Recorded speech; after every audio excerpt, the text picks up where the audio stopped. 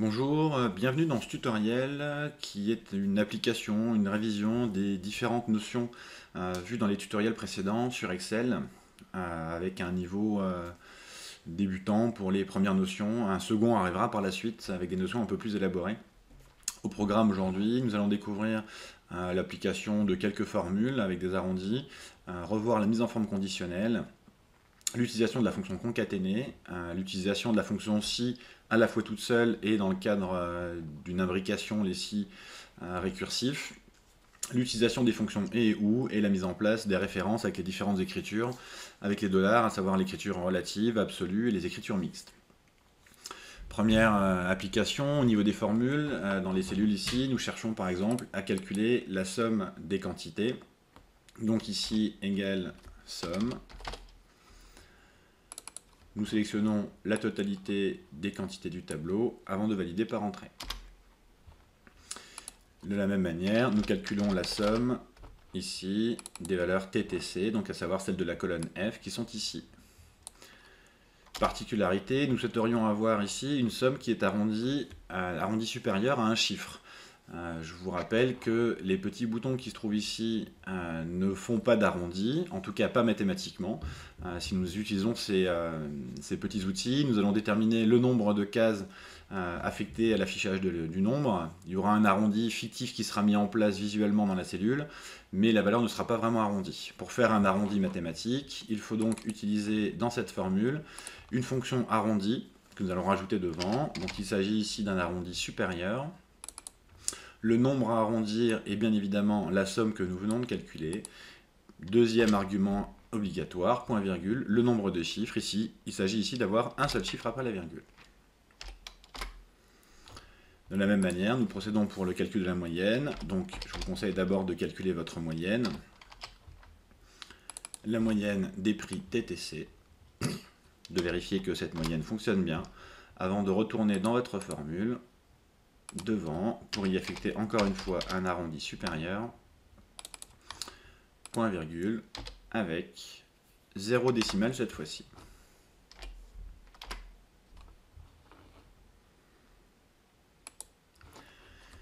Mise en forme conditionnelle. Il s'agit donc dans ce type d'exercice de mettre en place une mise en forme spécifique sur des cellules, une plage de cellules, ou toute une colonne par exemple, ou toute une ligne, afin que ces cellules puissent réagir visuellement, graphiquement, en fonction du résultat qui sera saisi. Pour cela, nous allons sélectionner les cellules que nous souhaitons impacter. Tout d'abord, nous voulons travailler sur le salaire qui se trouve dans la colonne C. Et pour ces cellules-là, nous souhaiterions mettre devant chaque nombre un petit rond, rouge, orange ou vert, en fonction du salaire qui sera impacté. Pour cela, nous allons ici, dans l'onglet Accueil, dans la mise en forme conditionnelle, choisir les jeux d'icônes et les fameux ronds que nous voulons mettre en place, qui vont être mis en place directement avec des valeurs par défaut, qui ne sont pour l'instant pas celles que nous souhaitons appliquer. Une fois la règle mise en place, nous allons pouvoir, dans la mise en forme conditionnelle encore une fois, aller gérer les règles. Une seule règle est mise en place sur cette plage de cellules, et nous allons pouvoir modifier cette règle de manière à ce qu'elle corresponde à nos valeurs. Pour l'instant, nous sommes ici sur des valeurs de pourcentage. Le petit rond rouge sera affiché tant que la valeur sera inférieure à 33%. De 33% jusqu'à 67% inclus, nous serons en orange. Et de 67% jusqu'aux valeurs supérieures, nous serons en vert. Première étape, il va nous falloir nous placer en nombre, puisque ici, ce sont bien des nombres qui vont déterminer les encadrements. La valeur inférieure sera de 30 000 euros. Et la valeur supérieure, elle, sera de 50 000 euros. Nous pouvons voir effectivement à présent que le rond rouge sera affecté si la valeur est plus petite que 30 000, que de 30 000 jusqu'à 50 000, elle sera en orange, et que de 50 000 à toutes les valeurs supérieures, elle sera en vert, ce qui est donc bien ce que nous cherchions à faire.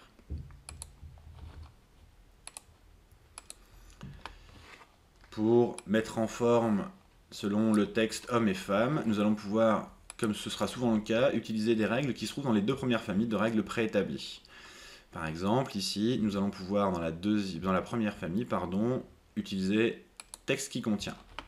Le texte qui contient homme va se faire affecter un format personnalisé avec un remplissage en bleu.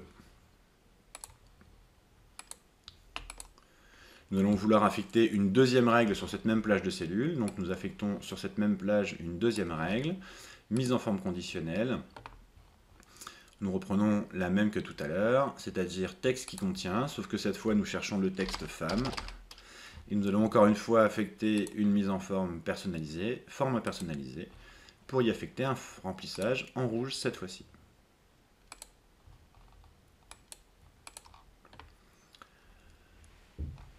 L'ancienneté, nous souhaiterions remplir donc dans la case de l'ancienneté en vert les 50% des salariés les plus anciens, à savoir les 50% des valeurs les plus élevées.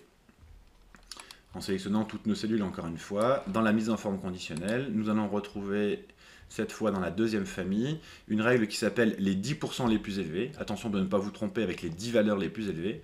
Et en saisissant cette règle, nous allons pouvoir assez facilement commencer par la passer à 50% ici. Et enfin, comme c'est demandé, dans le remplissage personnalisé, mettre un remplissage en vert. Pour terminer, la gestion de l'âge.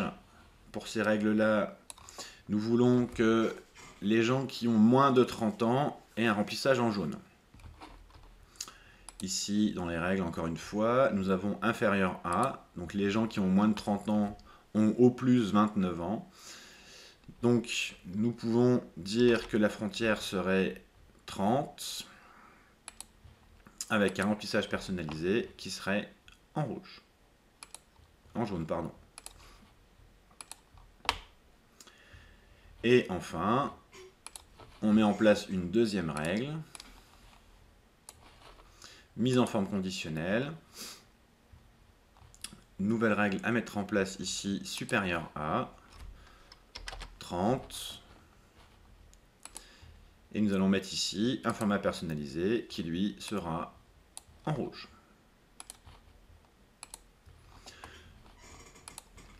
Pour s'assurer de gérer l'égalité éventuellement dans ces règles, nous allons pouvoir encore une fois revenir dans ces deux règles qui sont en place et venir les gérer. Pour la première règle, en jaune, à savoir les gens qui ont moins de 30 ans, nous allons pouvoir modifier la règle et nous rendre compte qu'ici, nous avons la possibilité de choisir strictement inférieur à, inférieur ou égal éventuellement. Donc ici, moins de 30 ans, on est bien sûr inférieur à, il n'y a rien à changer. Pour celle qui est en rouge, nous allons modifier la règle encore une fois, et ici, pouvoir choisir supérieur ou égal à 30 ans.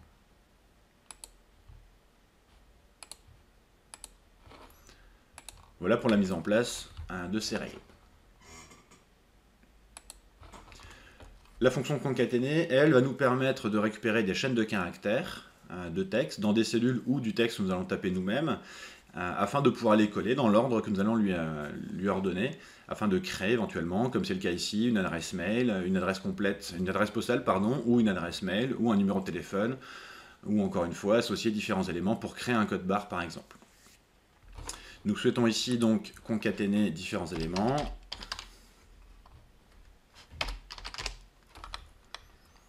Alors, nous souhaitons concaténer dans un premier temps le numéro de la rue, 34 dans cette ligne, point virgule, puis nous souhaitons mettre en place un espace. Donc l'espace n'est ni plus ni moins du texte, à savoir le vide. Lorsqu'on saisit nous-mêmes le texte, il faut le manipuler avec des guillemets, donc ici nous mettons un espace entre guillemets. Point virgule, nous souhaitons à présent rajouter le nom de la rue, point virgule, encore une fois un espace, point virgule. Nous continuons avec le code postal, point virgule, encore une fois un espace, point virgule, avant de terminer par la ville. Cette formule est écrite en écriture relative et peut donc être étirée facilement sur toutes les lignes, en sachant que la formule permettra de récupérer les valeurs dans les cellules qui sont dans la bonne ligne à chaque fois.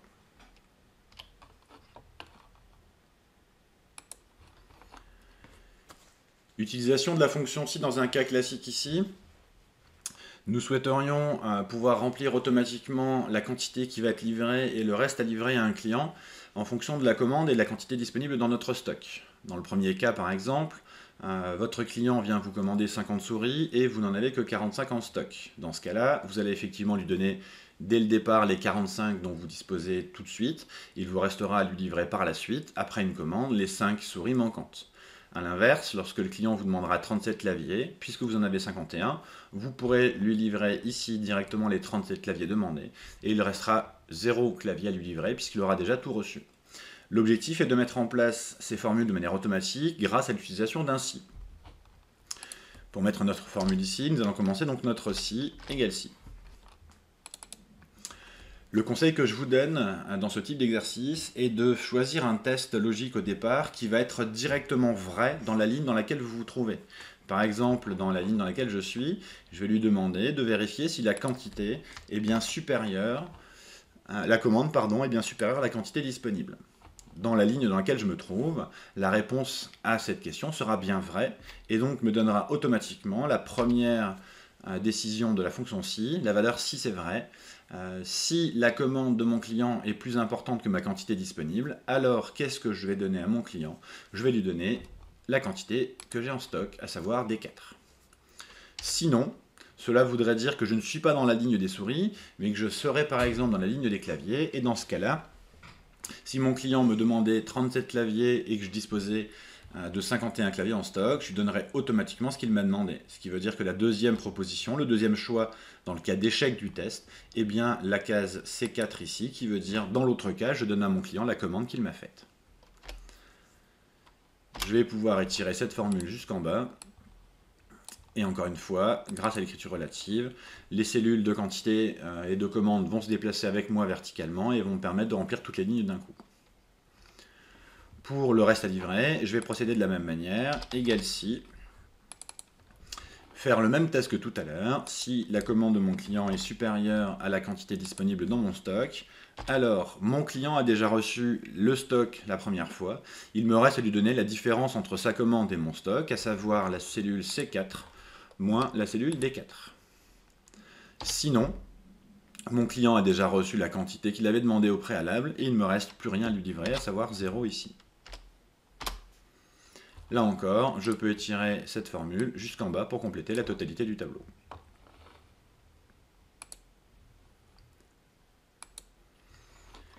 Ici, il s'agit d'utiliser la fonction si, mais de manière imbriquée, à savoir plusieurs si les uns dans les autres, pour pouvoir gérer un arbre logique. Effectivement, ici, nous souhaitons comparer le résultat d'une équipe sportive à domicile, colonne de gauche, avec le score de l'équipe à l'extérieur, colonne de droite.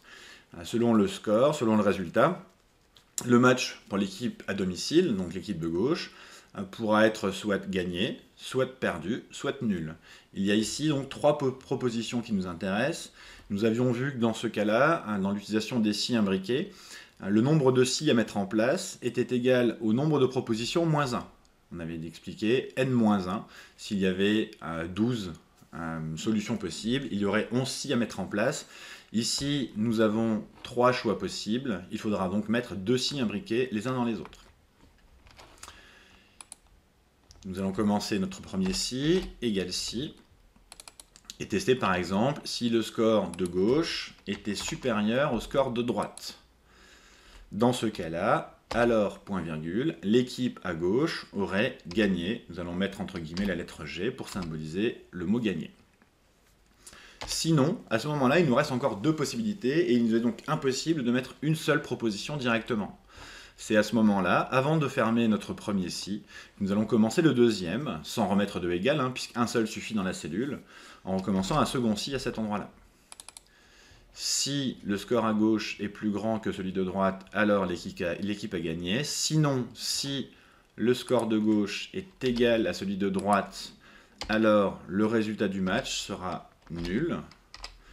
Sinon, et à ce moment-là, je n'ai plus d'autre solution, le match n'est ni gagné ni nul, il n'y a pas besoin de redémarrer ainsi, et le dernier choix est bien le choix perdu, la lettre P. Il y avait bien 3 possibilités, nous avons bien mis en place 2 si qui sont tous les deux ouverts les uns dans les autres, et il nous faut à présent terminer la formule en fermant 2 fois les parenthèses. Toujours avec le même principe d'écriture relative, puisque aucune valeur n'est bloquée avec des dollars ici dans l'écriture absolue ou l'écriture mixte. Cette formule peut être encore une fois tirée jusqu'en bas, afin de remplacer la totalité des formules et nous pouvons constater grâce au double-clic dans une cellule que effectivement les valeurs de résultats de chaque équipe nous suivent au fur et à mesure.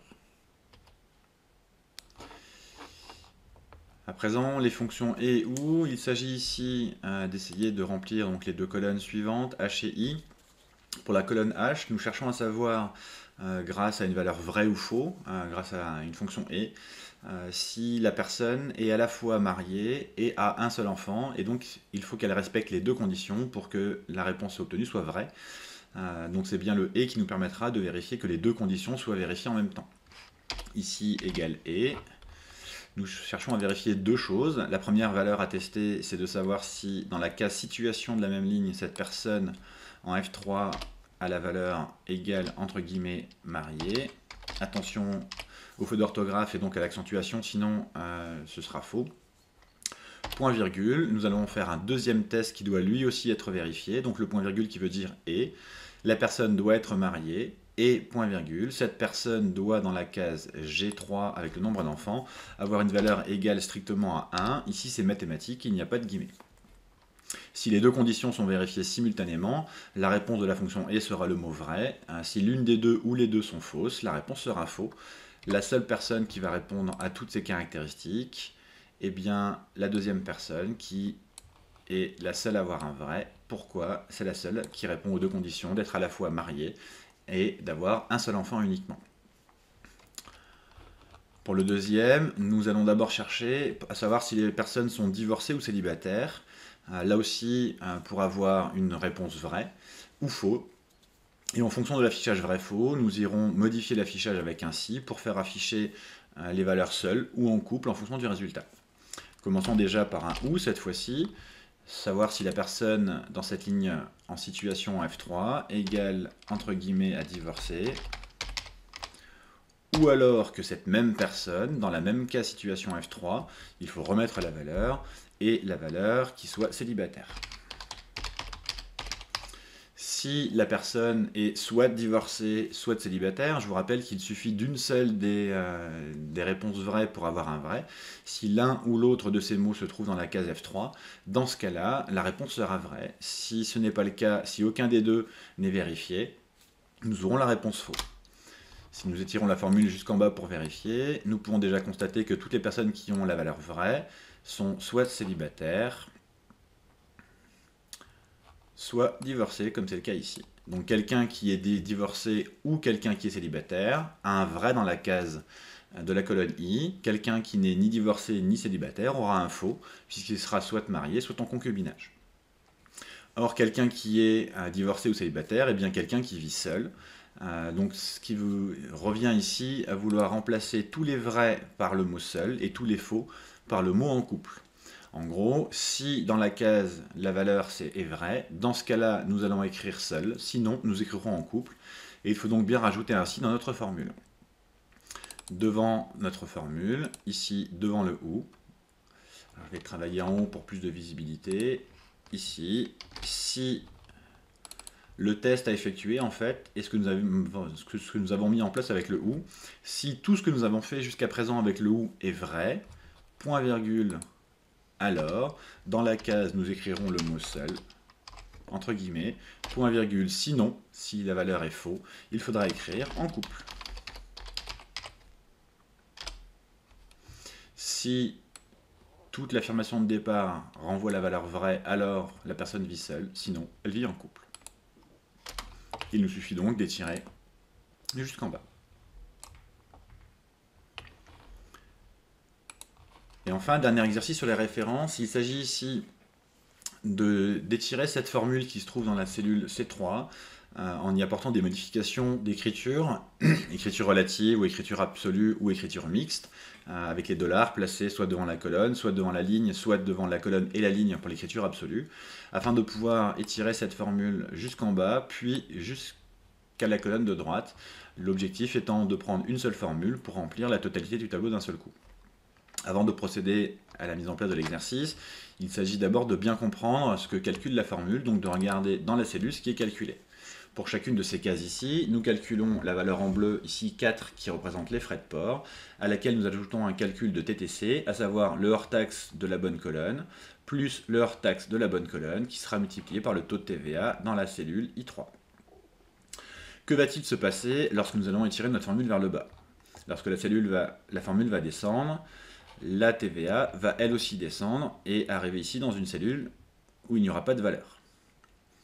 De la même manière, lorsque nous allons étirer notre cellule vers la droite, sur le côté de 3 cases, notre TVA, elle, va s'étirer ici et arriver jusque là pour être prise dans la colonne L, où là encore, il n'y a pas de valeur.